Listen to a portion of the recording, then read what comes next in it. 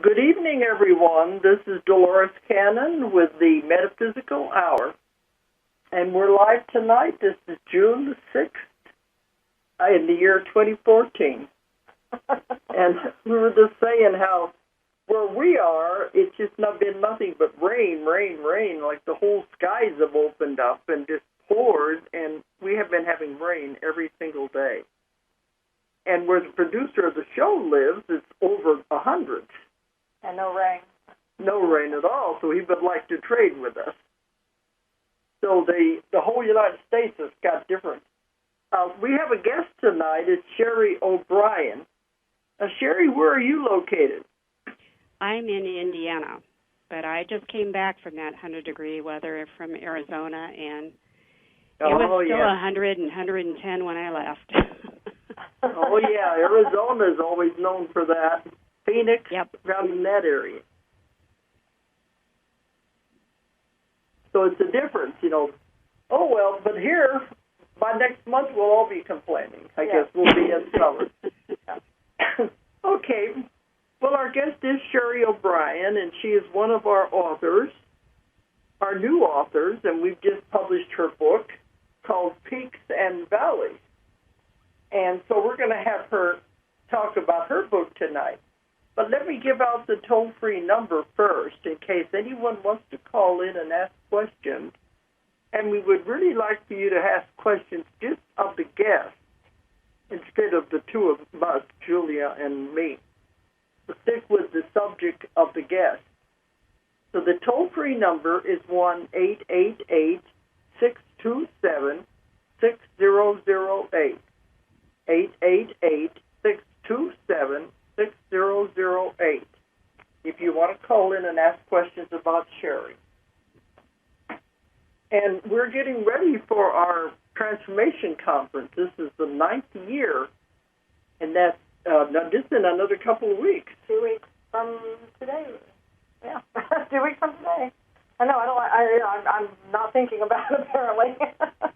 Well, you've been in England too, But it's June the 20th to the 22nd. This is our 9th Transformation Conference, and it's the conference that is really geared toward our authors for our company. But we always have some keynote speakers too. So it's going to be happening very soon. And Sherry is one of our speakers. Yes. Okay. All right, Sherry. Well, I want to talk about your book, The Peaks and the Valleys. Sure. Which is an interesting title, and it does deal with grief and recovering from loss. Yes. But before we get into that, I want you to tell everybody about yourself. I always like to start that way.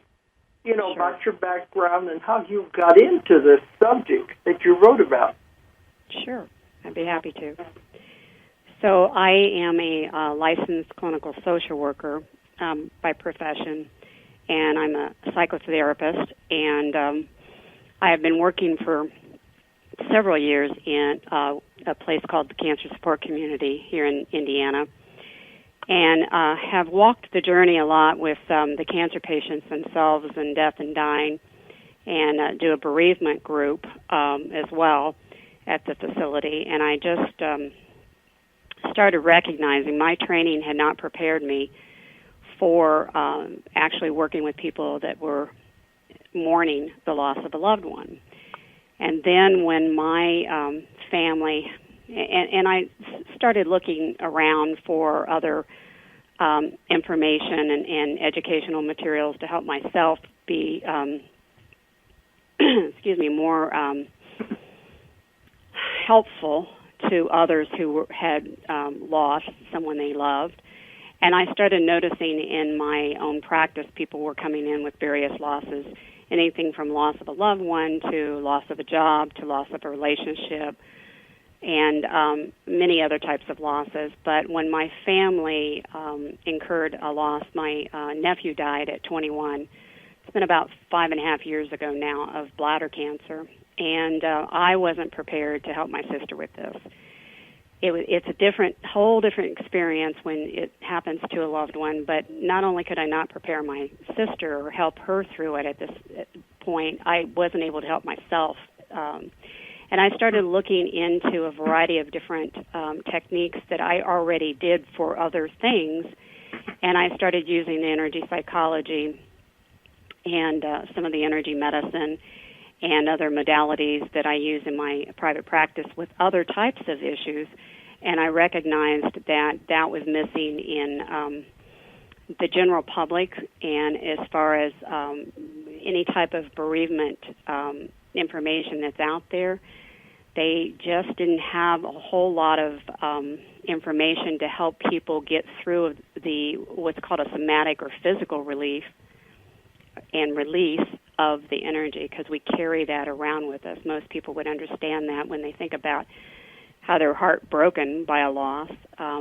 People can understand that, but we carry it in a variety of different ways. So I started using that on myself and helping my sister with that. And then I lost my brother. He had, about 6 months later after I lost my nephew, my brother unfortunately took his own life. And that was a whole different type of grief.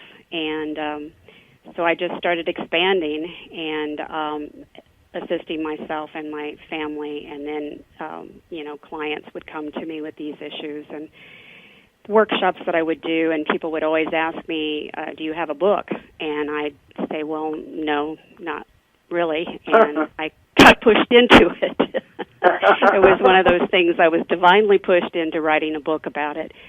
Yeah, I love it when that happens. yeah. I mean, I listen after a couple kicks. I listened, and I decided I really did need to, because I knew it wasn't out there. There were not a lot of exercises and techniques that people could use. There's a lot of bereavement books out there and grief and loss books, but there were not a lot that had techniques to help people release it at a cellular level. And so that's kind of how the whole book came to be, and how I got into specializing in recovering from grief and loss and helping people to do so as well. Mm-hmm.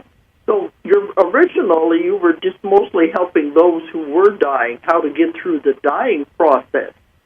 And that was one of the things. Yeah, that was one of the things. And then the bereavement piece of it, I was also working, I do a bereavement group. And then I had a private practice where I was using these modalities with others to help them achieve certain, goals.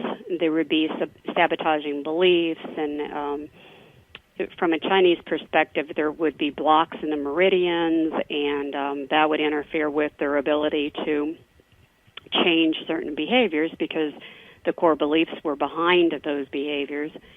So in the private practice piece of it, I was specializing in energy psychology and energy medicine, but at that time I wasn't really specializing in helping people recover from loss within it.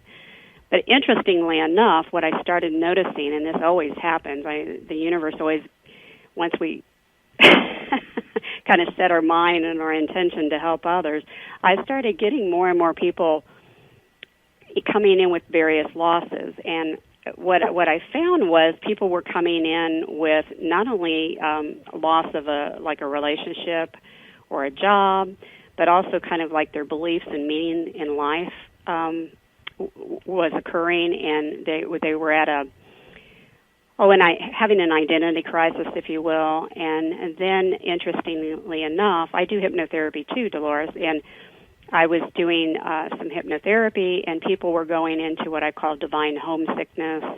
We were finding ancestral linkages with their loss, and so I began specializing in helping people release it at several different levels. So not just and not that I mean to minimize in any way, but loss is pervasive in a lot of different areas of our life, secondary losses as well, and people don't recognize it as that, so they don't grieve it. Or they have a loss like this divine homesickness or ancestral grief, and they can't understand it because they may not have, in the present day, lost what they consider lost anything. So it's an interesting process. A lot of them just think, well, I can handle it, Oh, yeah. I'm strong, no problems. And then when it really hits, They bury it. That's the problem. Then it causes even more problems if they don't handle it right away. Absolutely.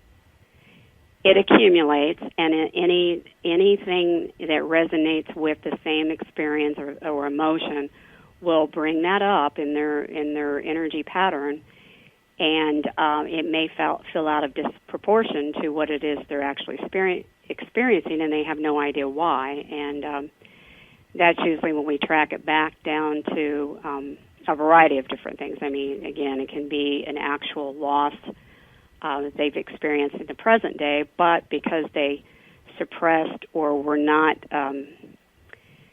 ancestral-wise, and what I mean by that is there's a couple of different levels of that. I mean, they can come in with past life issues that they were not able to release the grief from, or they can literally, there's a genetic component where now research is even showing there's something called epigenetics. It's wonderful.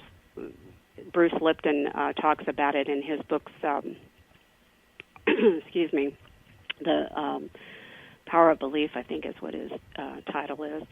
But anyway, it's literally they will come in, the male sperm can bring in this genetic patterning of loss or trauma or something that was unresolved from an ancestor.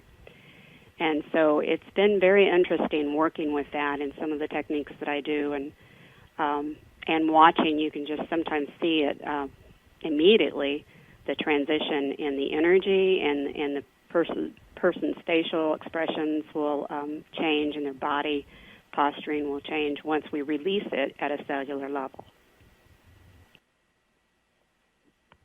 That's really different, because I just know, like, my background, and I know what the teaching is out there. I don't know how much, this really is groundbreaking to get it to this level.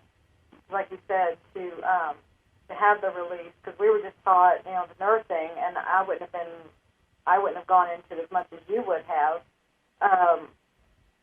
You just don't even deal with loss on that level. Mm-hmm. Yeah. Even the fact that you're, calling.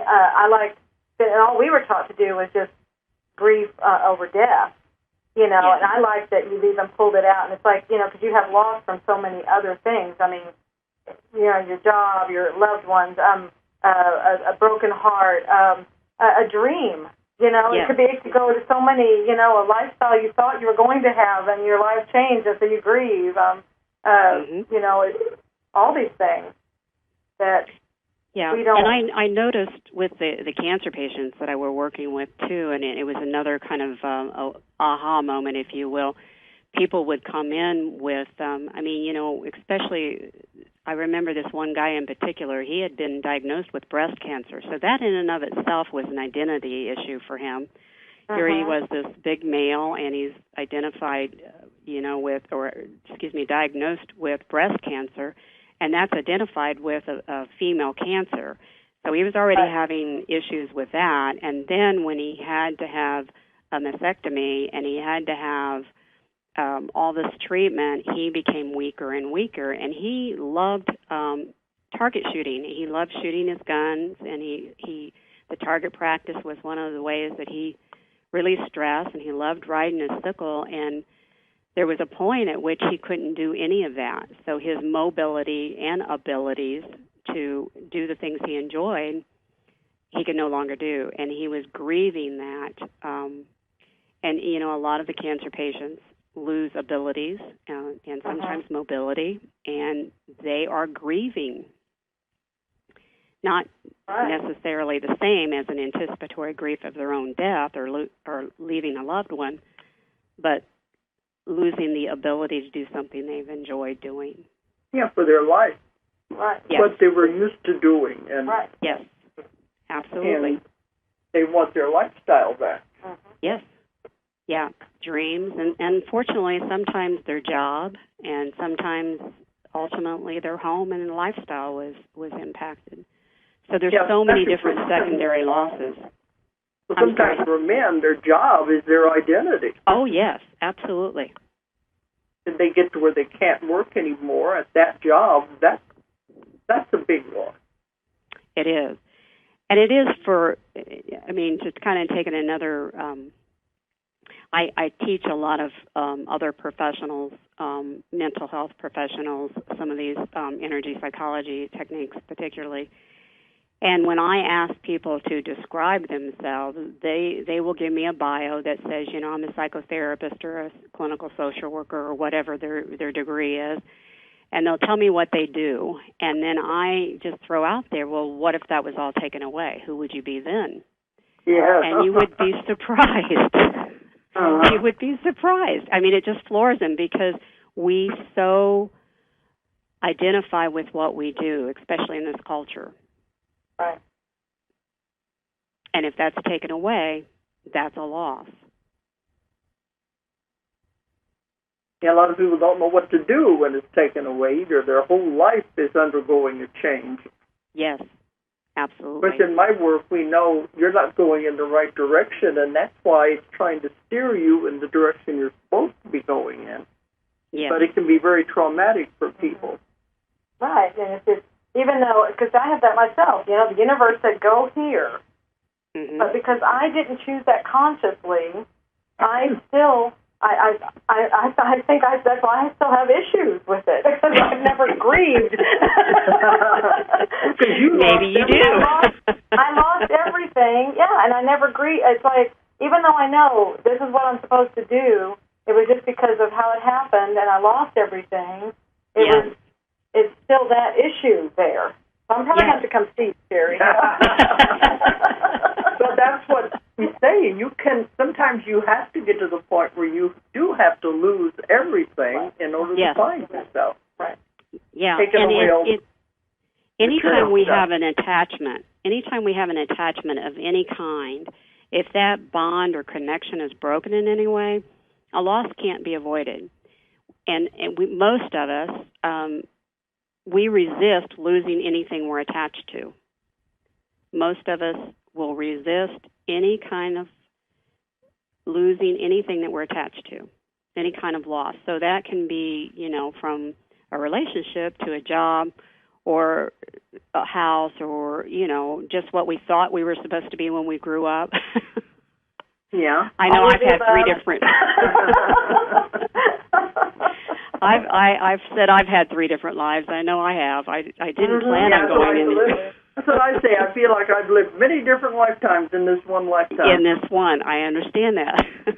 Absolutely. Changed so many different ways. Mm-hmm. Yes, yeah. And when we can see it and we define it as a loss, then we know what to do with it. Because when we're just stuffing it and saying, oh, well, this is what I'm supposed to do, it doesn't resolve the block to that resistance. It doesn't release the block to that resistance. Now, not everybody. I don't want to say this is not an all or nothing issue. Some people can move through it and get through it in a variety of different ways. But most of us will just stuff it, and it'll go into our, whether it's the meridians or the chakras or the biofield or aura of the body. There's going to be a block there. You end up, with my work, you end up making yourself sick if you're not dealing with whatever it is. Yes. They just say, well, nothing bothers me. I don't have any problem. But the body reacts and they get sick. Yes, yeah, absolutely. The body will tell you. The body will say, and, that's one of the reasons why I got into this work was doing a lot of the traditional psychotherapy. I didn't realize at the time, this was many years ago, that I was empathic and I was taking on others' energy. Oh, yeah. And it became such a burden. I mean, that's how that CD came to be, one of my meditations, Release and Transform Burden.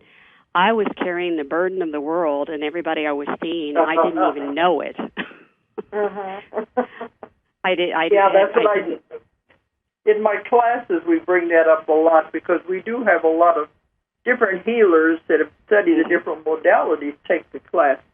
And if they're an empath, they're taking on all their clients' aches, pains, and problems. Yeah. And that's not good because they carry that around with them and make themselves sick. Yeah, well, I kind of learned that the hard way. So kind of in angst one night. I just said, look, if I'm supposed to be doing this, you're going to have to show me a better, easier, softer way because I can't do this anymore. And I was just kind of taken into an altered state. I'd already learned the hypnotherapy, but I was kind of taken into, well, I was taken into an altered state, and that script for the meditation that's in the book came through me, and it was a way of releasing everything that I'd been carrying, that I had stored in the heart chakra, and all of the chakras, all the biofield, all of that I just stored, kept compartmentalizing. I love that word, compartmentalizing. Sooner or later we run out of compartments. And I just got through with a client this last week who was losing her eyesight, and when we do the sessions, we find out what's causing all this.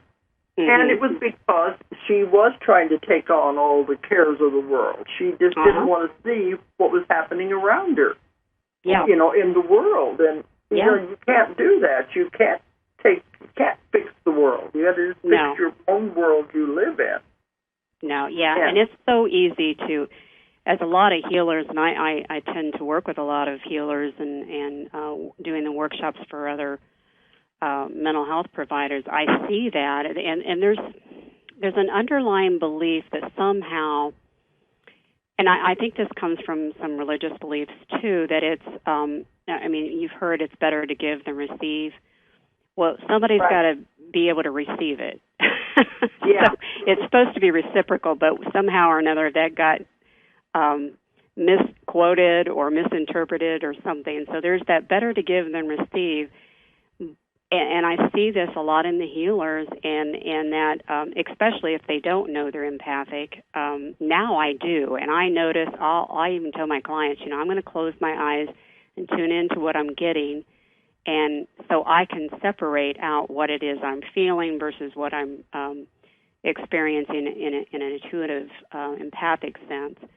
But I will teach people how to do that, and loss is one of those things that, especially in I know you said, Julia, being that nurse, setting with people, and I used to work in hospice, and I would sit with the dying, and if we take that energy on, it can be very disruptive, and we do literally run out of compartments. It feels like heavy baggage that we're carrying around, and that's one of the other reasons why I got into this work was there wasn't a whole heck of a lot out there to teach me how to. Even in my hypnotherapy and subtle energy training, there was a point at which we've got I'm sure you do too, both of you, got a lot of tools, but not all tools work in all circumstances. Right. So I needed some more tools. Mm-hmm. Yeah. But that's what I had to learn in my work is just when the client leaves, just to forget everything we've talked about and just forget everything we've discussed and release it. Release it, otherwise you'll take it with you. So now I don't even remember what we've discussed at the session, and that's the way it should be. Leave it there. Yes, absolutely. And we think about our ancestors, the indigenous folks, when they do any kind of a healing, they'll burn sage, they'll do a clearing, they'll do something to clean the space, and not take it on, and not leave the residual time. It doesn't mean that we don't care about the person. It just means that we've done our part, and then we don't need it on ourselves. Absolutely. So that's why you release it then. Absolutely. And it actually means just the opposite, because if we become entangled by taking on their stuff, then we can't be that objective healer that we are meant to be. Because their energy is now entangled, and we can't be that. We can't resonate at a higher vibration. We can't be in that space that they need us to be in because we're all entangled, with their energy. Yeah, that makes sense. Because I run into that a lot. I try to give advice, just like you do, but then I don't want to get involved. I just say, well, have you ever thought of this idea or that idea? Because I can't tell you what to do. Yeah. But it's just advice. Mm-hmm. But then, you don't want to get involved in their life because they're the one that created this problem. They have to get out of it, and all we're there is to help them. Yeah. Find their answers some way. Or they end up getting... Yeah, and sometimes it's those very challenges that, and I certainly can speak for myself, that we can choose to grow from, or they can define us. Right. And unfortunately, people, there's some secondary gains about staying stuck where they're at until they decide that they've had enough, or they've learned enough, or whatever the situation may be. Yeah, that's what we say. If there's a benefit of any kind there, they'll keep it. And so absolutely. I've seen that with people that come in with chronic illness. Oftentimes, there is a benefit, a secondary benefit from it. It may be that they're on Social Security disability, and they're afraid that if they get well and get better, that they'll lose their livelihood and they won't be able to. Yeah, I've heard that. I've had clients like that. If I'm healed, I'll lose my disability. It's sad that, our culture doesn't support the healing and recovery part.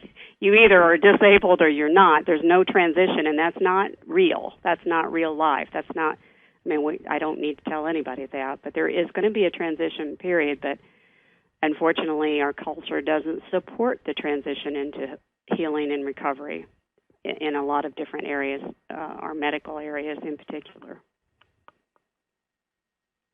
Yeah, I've had clients that if they are benefiting from the illness, they're very hard to treat. Like I had one who, he said, if I get well, my wife will leave me. She's only staying with me just to take care of me. Yep. See, it wasn't true, but that was what he believed. You have to really work to try to change that kind of a mindset. But they're not going to get well as long as they're getting a benefit out of it. Yeah.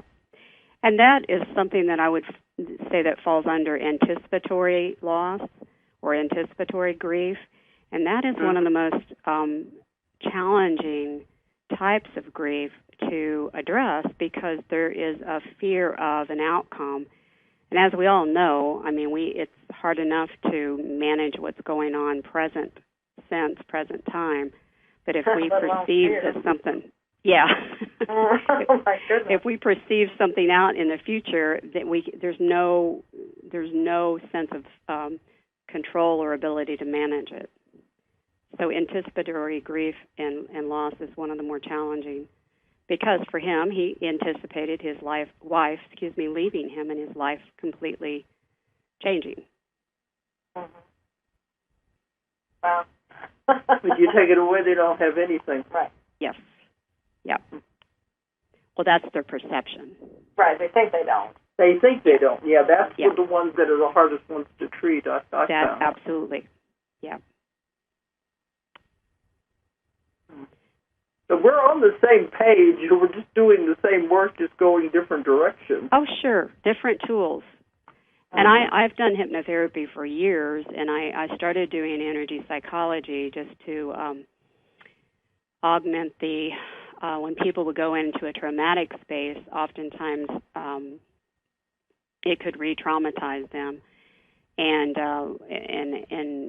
avoiding and managing that shock, most people don't want to go through that again, which I can understand why.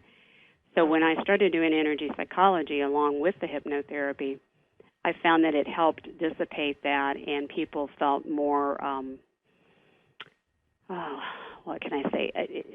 There was less what I would call an abreaction or reaction to whatever material they needed to see. They could see it in a less threatening way when I incorporated the energy psychology. And grief is one of those, we all try to avoid it. Again, it's, we're going to try to resist anything that we experience as a loss of attachment of something that we care about. But that's life. Oh, absolutely. We've all had things, bad things happen to us. Absolutely. I always ask the client, well, did you learn anything from it? Yeah. It's like most anything, people will look at I don't even like to use this term, but for trying to describe what I'm talking about, the negative emotions, people will define them: anger, loss, grief, loneliness, sadness, those as negative. In other words, most of us don't wake up every day and say, I want to be sad today. We want to resist it. And yet each emotion we have has information in there for us. Mm-hmm. It's a guidance, it's a map, if you will, that will lead us to something that will bring us joy, for example, if we listen to it. And we probably but most of us resist that. I'm sorry, and I think we learn more from those emotions, and that may be part of why we're afraid to go there, because we know it's just there's a deep well there. Yeah. But if they do accept it, then their life is going to change, and some of them are so afraid to change. Yeah, but you've got to go through those emotions to get there, and those emotions are scary. And they're afraid of change. Yes. They want to stick with what they know, even if it is the worst. At least they know that. But yeah, it's interesting how the familiar is less scary, if you will, than the unfamiliar. That old saying, "Stay with the devil you know, rather than go with the angel you don't know." I was thinking the same thing when you said that. You read my mind. Absolutely. And I know that most of us will we experience the anger, the loss, the sadness, the depression, all of those emotions really in a heavy sense. I mean, if you think about the emotions and does it feel heavy, does it feel light, most of those are vibrating at a really low level. Right. And that's what I have found that some of the energy psychology and energy medicine techniques will help, is bring that up, and as well as hypnotherapy. It'll help bring it up, and like you said, Dolores, go through it, and then it's less threatening, if you will. One of the things I like about the energy psychology and some of the modalities that are in my book is you don't have to go. Now, I want to put a disclaimer out there. Some of these techniques you can do on your own and have no negative abreaction whatsoever.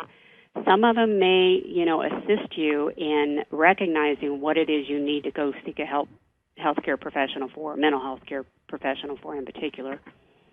But these techniques you can do, and that's why I utilized them, because I couldn't find anything that I could do or I could recommend my clients do, or my sister or my family or anybody, that they could do on their own when the emotions come up.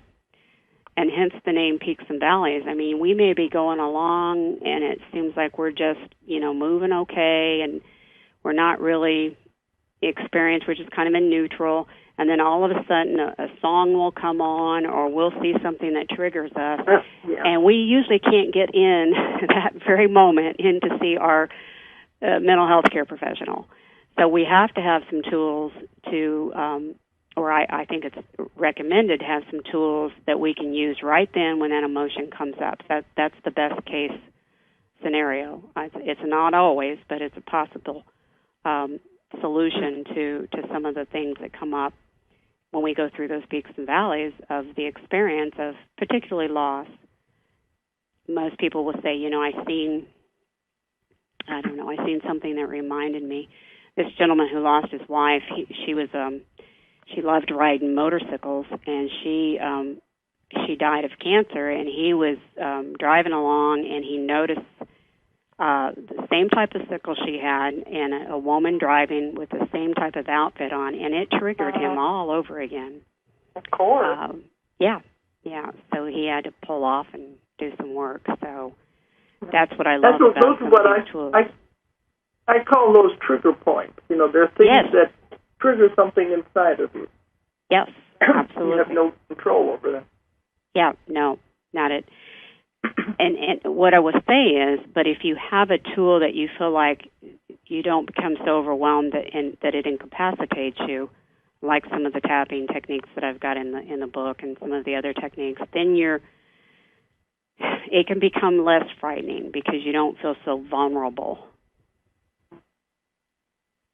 Or at least do you find it's harder on the person when their person, like you said, they're grieving for a loved one, that the loved one has died a slow death, or if it's sudden? Well, it's different, Dolores. When, in my experience is, and I've certainly seen this with my sister, when people are dying of a slow death, like a death of a cancer or some chronic illness like Alzheimer's or something like that, what happens is the caregiver will have many incidences of feeling they cannot help or stop what's happening to their loved one. And so the definition of trauma is when you feel yourself or a loved one is in their life is threatened in some way, and you can't do anything about it. Mm-hmm. And so when I see people witnessing the death of a loved one, now it depends on the person, it depends on the situation, but they're witnessing day in and day out the suffering that is occurring, their suffering as well as the patient's suffering, it becomes very traumatic. And they have to stuff it because they're taking care of them. They have to be fully present. They have to do the catheterizing, and Julie, I know with you being a nurse, I mean, the day in, day out hygiene of someone that's bedridden, all the nursing stuff, especially when a patient's in hospice, home hospice, they're responsible for taking care of them at some level. So it becomes very traumatic.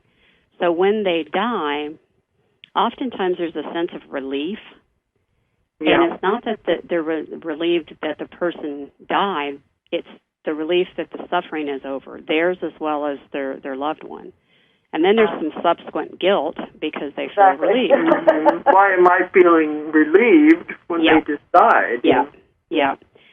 So it in that case, and it does depend on the person, but in that case we have to work at a couple of different what we call aspects of it. We have to work on the guilt. We have to work on the trauma that was endured, where they compartmentalized because they had to go on, they had to move forward. Unfortunately, a lot of people don't know these techniques. If they could do the techniques while they're going through the suffering piece of it, we could actually eliminate some of the trauma that is incurred. But oftentimes, they don't know these techniques, so that's not it's not something that they can practice always. So it makes it different. Do you want to discuss some of the techniques in your book? Do you want to talk about some of them? Yeah, sure. The one that I'm referring to the most here when I refer to energy psychology, because there's several different modalities, but the one that I put in my book is something called emotional freedom technique.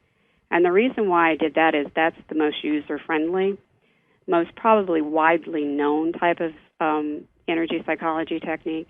And it's something that you don't need necessarily another professional to assist you with. Now, I say that, again, with a disclaimer, is when there's a lot of trauma involved, I would highly recommend going to someone that specializes in that, because they can kind of support you in a way that you may not be able to do on your own.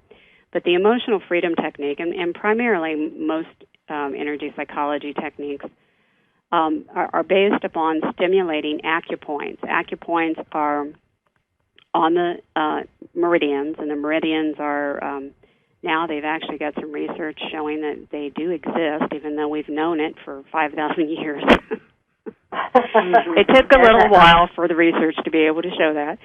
But there are acupoints on specific meridians that are involved with certain emotions. They've found that they're correlated with certain emotions. So the emotional freedom technique works with tapping or stimulating, and it's not, you don't put needles in like acupuncture, but you are using the acupoints that are on that on those meridians. And you'll tap on the negative feeling. Now, what's a little different about this technique is you actually we were talking about this early, you actually recognize the negative emotion. So instead of compartmentalizing it and brushing it aside and acting as if it doesn't exist, if you're feeling afraid, then you would tap, you would make a statement, something like, even though I'm afraid, I deeply and completely accept this part of me. A lot of people have difficulty accepting the part of them that's struggling with whatever emotion. Now, I use the term part. The traditional emotional freedom technique just stated, even though I'm afraid, I accept this part of me. Or, excuse me, I accept this. I accept this fear. I put part of me in there, and I've found that it works better for most of my clients because there is a part of them that isn't afraid, or they wouldn't be here. They wouldn't be working. They wouldn't be carrying on. They wouldn't be functioning.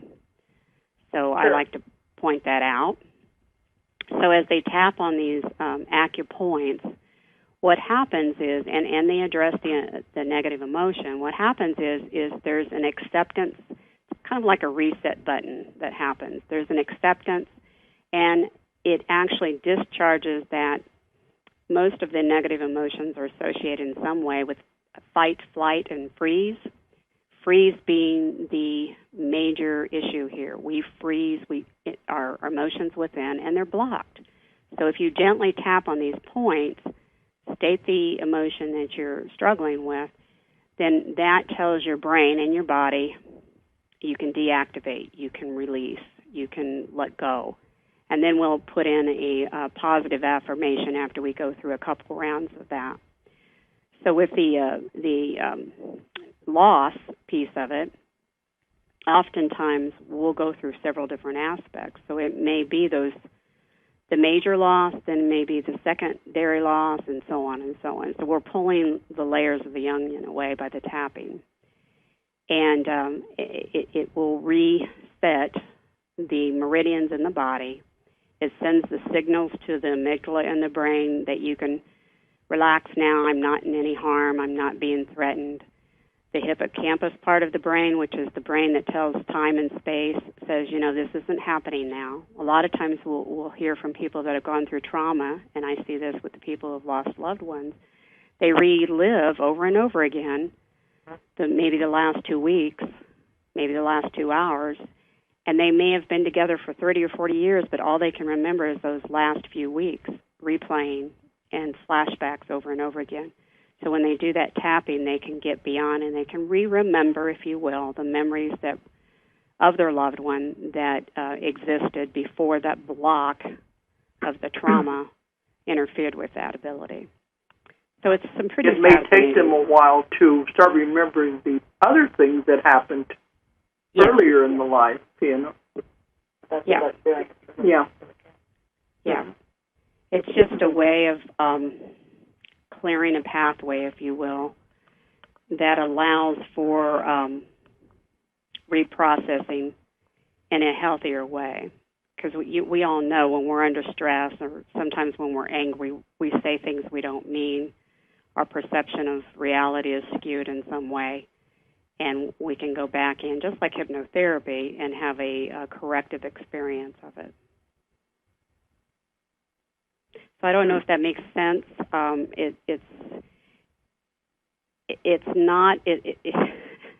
It's really not as difficult as it sounds, and the way that I have it in the book is a step-by-step procedure, the points. I have some scripts in there that people can use, utilizing from anything from divine homesickness to the loss of a loved one to the loss of a job. There's several different scripts in there. It's always better to use your own words because you want it to have meaning to you, so to speak. Mm-hmm. You want your triggers there. But sometimes people need it. Go ahead. I like what you said, Sherry, when you said about, you talked about that part of me has this or is experiencing this. And while that may sound strange to me, it's like it allows you to get to an objective place. Yeah. Which then you can do more healing, because as long as you're directly associated with it, and then there you're tangled up in your own stuff. So it's almost like you become. See, that's how you become your own healer. Just as if, like you to someone else, it's, you're able to work more efficiently and more effectively with yourself by being objective. Yes, absolutely. It's just like when, and I don't know how you do hypnosis exactly, Dolores, but it's like when I have people in an altered state, then they may be the observer of something so that it doesn't feel as threatening. So that's part of them, the higher self, or part of them is witnessing whatever it is they need to see to learn from. Right. Yeah. It does that. It takes it to that other place where it's a third party. Yeah, that's what we do. Right. It talks about them and tells them what's going on. That way they're not directly involved. Mm-hmm. But they can see it more objectively. Right. Then. Absolutely. Well, one thing you had here, the different stages of grief, these are different than the ones we've normally heard of. But we have the 5 stages of grief. Oh, and I couldn't tell you what. I know one's denial, and then there's bargaining, acceptance. I know that's three of them. I don't remember all the steps, though. But you have them differently in your book here, but it's the same thing, really. Well, it can overlap, but what I have found is when I work with deaf and people that were dying, they were actually, in this stage, came from Kubler-Ross, Elizabeth Kubler-Ross, when she was working with the terminally ill. And she noticed people were in the stage 1, denial, and then they would, stage 2, anger, and then the 3 would be bargaining, can I live until I see my daughter get married or my son graduate or something like that. They would go into this bargaining space, and then there would be a sense of depression, that kind of knowing that they're leaving their loved ones. And then there would be a sense of acceptance. And I've seen that in the cancer patients that I work with. They, in fact, I could see, now not all of them, but most of them would go through these stages. If they were in the support group, they were open to recovering and healing anyway. And what I mean by that is healing doesn't necessarily mean healing from their cancer, but healing from the emotional components and stress and trauma that is endured with people that are dying. So they would go through these stages. But when I worked with the bereavement group, and I did bereavement training, certification, and all of that, it never made sense to me. It never made sense because a lot of people in my bereavement group, a lot of them would come in and say, it's been 6 months, and I just can't get out of the depression stage, and when am I going to get into this acceptance, and when am I going to be over this, and all of that. And as I started doing some of my, case management research, case studies, and research on that and my own experience, what I realized was this isn't really indicative of what a person goes through when they've incurred a loss, such as the death of a loved one or any kind of losses we've talked about before. And I found and modified this grief cycle, and that made sense to me because that felt like it was applicable to every type of loss. So there's always a shock, and I look at this as a cycle, not a stage, but shock is the first phase of this cycle. So we all get into this. There's a sense of disbelief. Oftentimes people will report feeling numb. There's just a real sense of shock, kind of walking on automatic place when you're in this first phase of shock. And then the second phase is protest. And this is where you'll get that anger, the why me, why them, why now, and so forth. You'll find that. And people are trying to find meaning out of what it is they've lost. They're trying to find some sense of they feel out of control, and they're trying to find some sense of control back or power back in whatever loss that was endured. And then they'll go into what's called a disorganization phase, and that's when you're looking at every coping skill that you may come into question. Your roles are questioned. You may not if you've lost a loved one, for example, if you've lost a wife, then does that mean you're no longer a husband? And you still feel like a husband because, you haven't had that re-identification happen. And if you've lost a job, you're not going into that. If you had a 9-to-5 job, your routines disintegrated. And all those things happen within this disorganization phase. And then there's this, what's called the reorganization phase. And that's when you're really starting to move forward in this cycle, and you're noticing that you're developing new habits and routines, and maybe even a sense of self again, apart from that, which you've lost, and you're in that recovery phase. And really the recovery phase, which is the last phase, but I've put it in the middle because anytime you're moving through any of those phases, whether it's the shock or the protest or the disorganization or reorganization phase, movement implies recovery. It's right. when you get stuck that, then you may need some assistance. And really what recovery means, and this really I want to reiterate here, when you lose a loved one, you don't get over it. You may learn to live with it and in spite of it, and move forward, but you don't get over it. And that is probably one of the least helpful things to say to someone is you need to get over this. Right. That's not helpful. That's No. like trying to tell a person they shouldn't feel a certain way. And if you've ever been told you shouldn't feel a certain way, you know how helpful that is. Right. Yeah, then you It's feel not. guilty because you're feeling like that. Yeah. And you cannot not feel what you're feeling. It's just not helpful. Right. So that Okay. recovery phase. Go ahead. I'm sorry. But Sherry's book is called Peaks and Valleys, and it has all these exercises are in the book, and it's a good way to for people to read and go through these things. Well, and I think it's important for people to know it's not just for losing loved ones, like we said at the beginning of the show. I mean, all of us have lost that we're grieving over, and we probably don't even realize it. Yeah. So that it's all part of life that we have to go through. You can't just skate through life. It doesn't happen that way. You don't learn anything. Yes. But Sherry, tell people how they can get a hold of you if they want to contact you. My website is mind-body-spirit-inner, INNER, Grations, and that's GRATIONS.com. That's a long one. I know. I didn't think about it. I didn't think it through when I when I created my business name. I wanted to incorporate it that it was mind, body, spirit, integrations, integrating